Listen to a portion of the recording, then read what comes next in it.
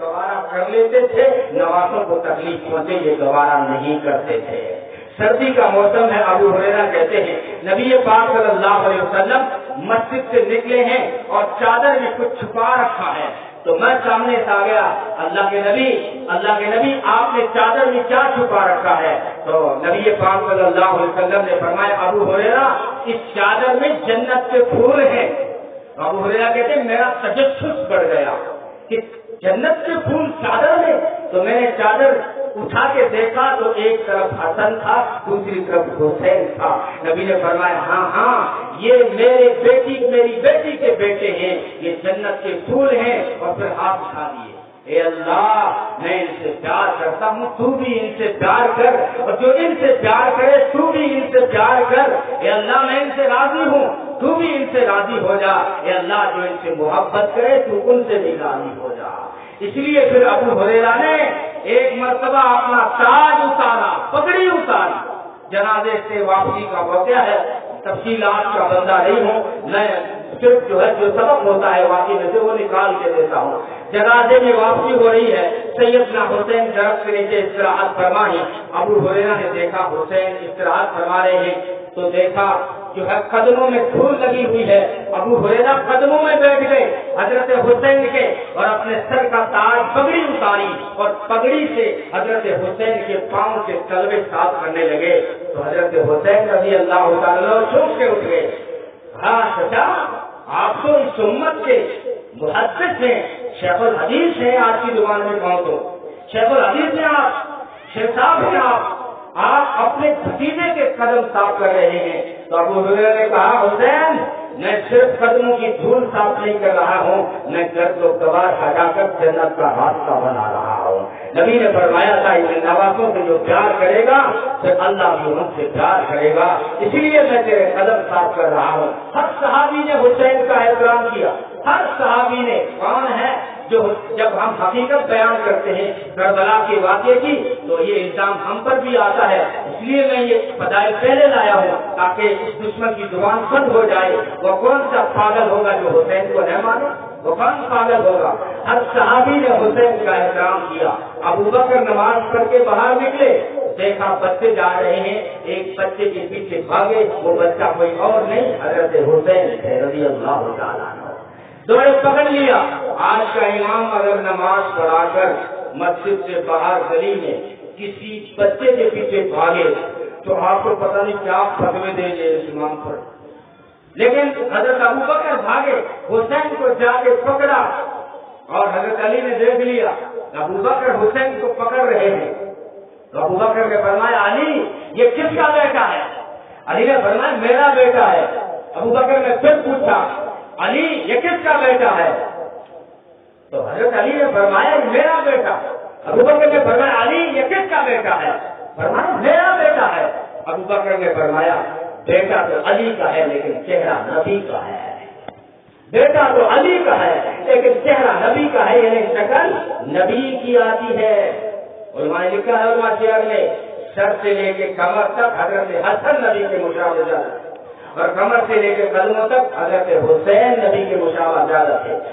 صحابہ کہتے ہیں کہ نبی نے جب پردہ فرما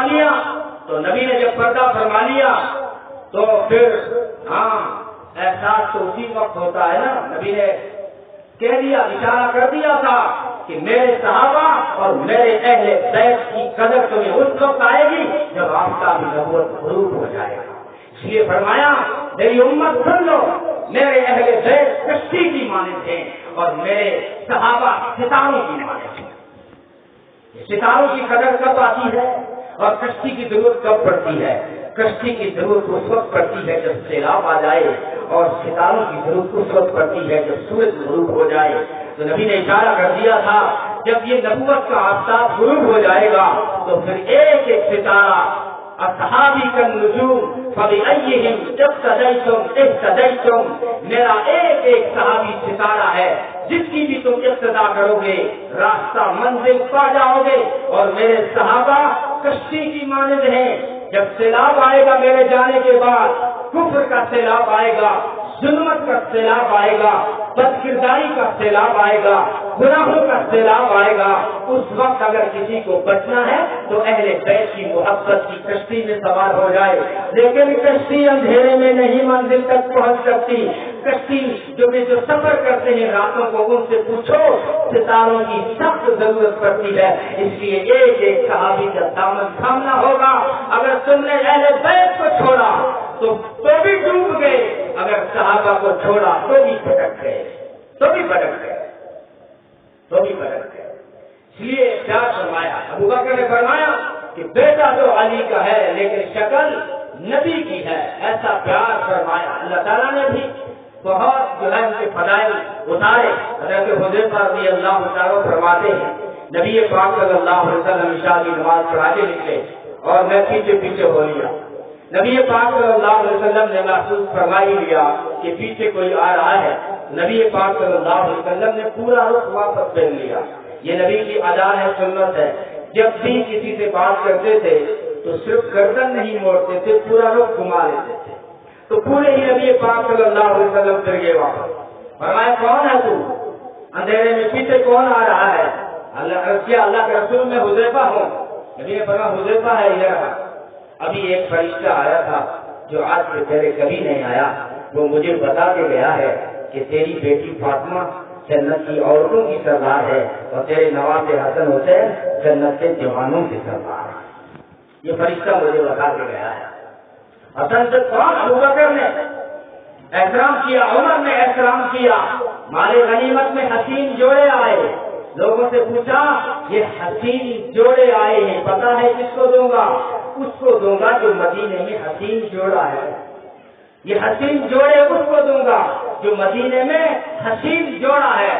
صحابہ کہتے ہیں ہم سمجھ گئے کہ یہ حسن اور حسین کو دیا جائے گا، کیونکہ مدینے میں حسن اور حسین سے زیادہ حسین جوڑا اور کوئی نہیں۔ عمر نے احترام کیا، بلکہ اگر حسین رائے دیتے تھے تو عمر اس کو سرکشی کا خم کے ساتھ مان لیتے تھے۔ حضرت عمر رضی اللہ تعالیٰ نے گشت فرمائے۔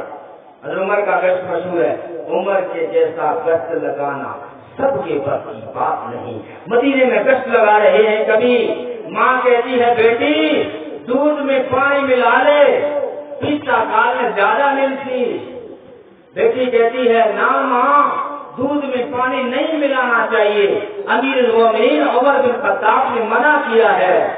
ایک یوپی کا سفیر آیا تھا کالو سے 2 سال ہو گئے، اس نے بڑے یوں وہ محسوس نہیں ہونے دیا، مسکرایا، وقار سے فرمایا کہ ہمارے یوپی میں دودھ میں پانی نہیں ملایا جاتا۔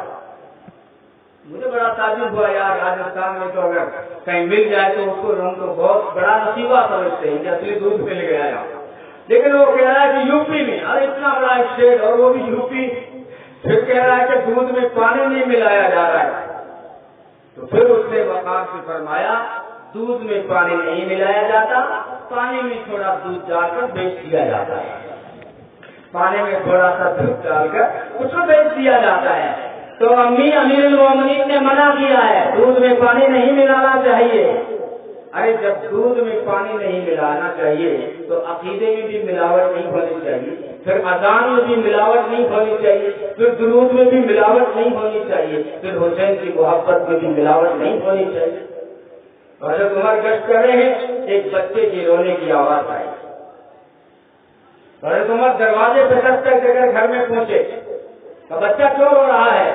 ماں نے کہا میں دودھ چھڑا رہی ہوں، عمر کی سرکار کا قانون ہے کہ جب تک بچہ دودھ نہ چھوڑے اس کو وظیفہ سرکار نہیں دیتی۔ یہ انگلینڈ کا شروع کیا ہوا نہیں ہے بچوں کو وظیفے دینا، یہ حضرت عمر کا شروع کیا ہوا ہے۔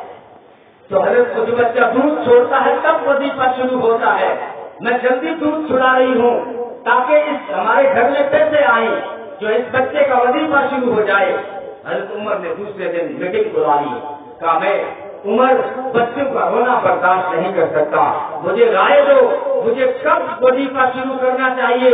آج کل مدینے میں عورتیں بہت جلدی بچوں کو دودھ چھڑا رہی ہیں وظیفے کے چکر میں، مجھے بتاؤ کیا میں فیصلہ کروں؟ حضرت حسین رضی اللہ تعالیٰ عنہ اس مجلس میں بیٹھے تھے. فرمایا چچا اجازت ہو تو رائے دے دوں. فرمایا سر آنکھوں پر رائے دے. حضرت حسین نے فرمایا اگر بچوں کا رونا گوارا نہیں ہے امیر المومنین تو پھر جب بچہ رونا شروع کرے تبھی وظیفہ شروع کر دو. تو بچہ کب روتا ہے؟ دنیا میں آتے ہی پہلو کام رونے کو ہے. نہ روتی تو ڈاکٹر بھی پریشان، امام بھی پریشان. تو کہا یعنی پھر حضرت عمر نے حضرت حسین کی رائے پر بچے کے پیدا ہوتے ہی وظیفہ شروع کر دیا. بچہ حضرت عمر نے احترام کیا حسین کا. مشہور باتیں آپ نے سن رکھا ہے. جمعہ کیا خطبہ حضرت امیر المومنین دے رہے ہیں، جمعے پڑھنے کے لیے لوگ آ رہے ہیں. عبداللہ بن عمر بھی آ رہے ہیں، سیدنا حسین بھی آ رہے ہیں. باتوں باتوں میں سیدنا حسین نے فرمایا او عبداللہ بن عمر، وہ شخص عمر بن خطاب جو خطبہ دے رہا ہے وہ ہمارا نوکر ہے. کس کو؟ حضرت عمر کے بیٹے سے کہہ رہے. حضرت عمر عبداللہ بن عمر کو غصہ ہے. جمعے کے بعد میں امیر المومنین کے یہاں شکایت لے کر پہنچا کہ حسین نے آپ کو نوکر کہا ہے. جھال تو آتی تنے کوئی کہتے کرو باپ میرا نوکر ہے، جھال تو نہیں آیا. پھر غصہ آیا، امیر المومنین کے سامنے شکایت پیش کر دی. عمر نے فرمایا حسین نے کیا کہا؟ حسین تو کہہ رہا ہے کہ عمر میرے خاندان کا، میرے نانا کا نوکر ہے. اور عمر نے پرچی نکالی، کہا جاؤ لے کر آؤ، حسین سے لکھا کے لاؤ کہ عمر حسین کا غلام ہے، حسین کے خاندان کا غلام ہے، حسین کے نانا کا غلام ہے. اور حسین نے لکھ کے دے دیا.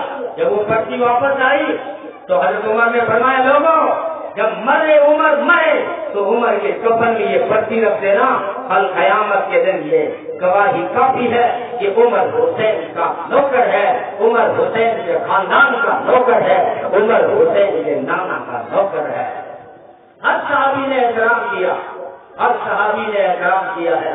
وہ کون ہے جو حسین کے احترام کو نہ مانے؟ ان کے نبی پاک صلی اللہ علیہ وسلم نے جن کے اتنے بڑے فضائل بیان کیے، فرماتے تھے یہ جنت کے پھول ہیں، جنت کے جوانوں کے سردار ہیں، ان کی زلفوں سے مجھے جنت کی خوشبو آتی ہے. جو ان سے محبت کرے گا اللہ ان سے راضی، اللہ کا رسول بھی راضی ہے. لیکن محبت کرنے میں ہم نے انصاف نہیں کیا. نبی نے تو دونوں نوازوں کا فرمایا تھا اور ہم نے صرف حضرت حسین رضی اللہ تعالیٰ کے تذکرے کیے، حضرت حسن کو بھول گئے. حالانکہ وہ بھی شہید، کوفیوں نے ان کے فجر میں حملہ کیا.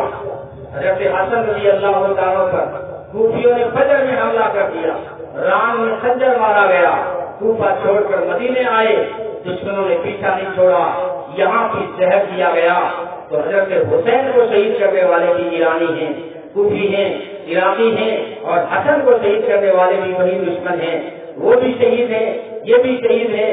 وہ بھی جنت کے جوانوں کے سردار ہیں، یہ بھی جنت کے جوانوں کے سردار ہیں. لیکن ہم نے انصاف نہیں کیا، ہم نے انصاف نہیں کیا.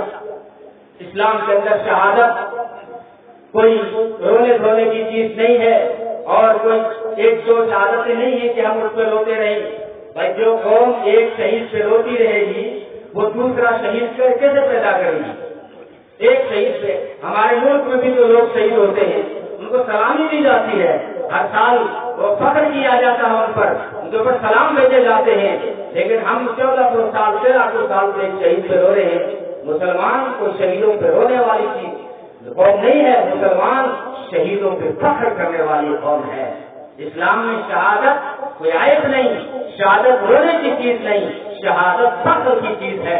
وہ فخر کی چیز جس کو خود محمد عربی صلی اللہ علیہ وسلم نے مانگا، اللہم انی اسألک شہادتا فی سبیلک، اے اللہ مجھے تیرے راستے کی شہادت عطا فرما. بلکہ آرزوئی تھی ان اقتل فی سبیل اللہ ثم احیا ثم اقتل ثم احیا ثم اقتل ثم احیا ثم اقتل. کاش کہ اللہ کے راستے میں مار دیا جاؤں، پھر زندہ کیا جاؤں، پھر مار دیا جاؤں، پھر زندہ کیا جاؤں. ارے کیوں؟ اس لیے کہ جس وقت شہید ہوتا ہے اس وقت سے اس کو لذت ملتی ہے. وہ لذت ایسی ہے کہ اس لذت کے سامنے جنت کی لذت بھی کچھ نہیں ہے. اس لیے سارے لوگوں سے جب اللہ پوچھیں گے تو کوئی دنیا میں واپس جانا چاہتا ہے تو کوئی تیار نہیں ہوگا. شہید ہوگا جو کہے گا میں دنیا میں واپس جانا چاہتا ہوں. کیوں جنت میں وہ مزہ نہیں ہے جو شہادت میں مزہ آیا؟ کیوں مزہ آتا ہے شہادت کے وقت؟ لوگ کہتے ہیں کہ ہم ہائے ہائے اس لیے کرتے ہیں کہ 10 محرم کو حسین کو بہت تکلیفیں ہوئی، حسین کو جو ہے بہت تڑپایا گیا، حسین کو بہت ستایا گیا، حسین پیاسا تھا، یہ پاگل ہیں، انہوں نے ہسٹری پڑھی نہیں ہے۔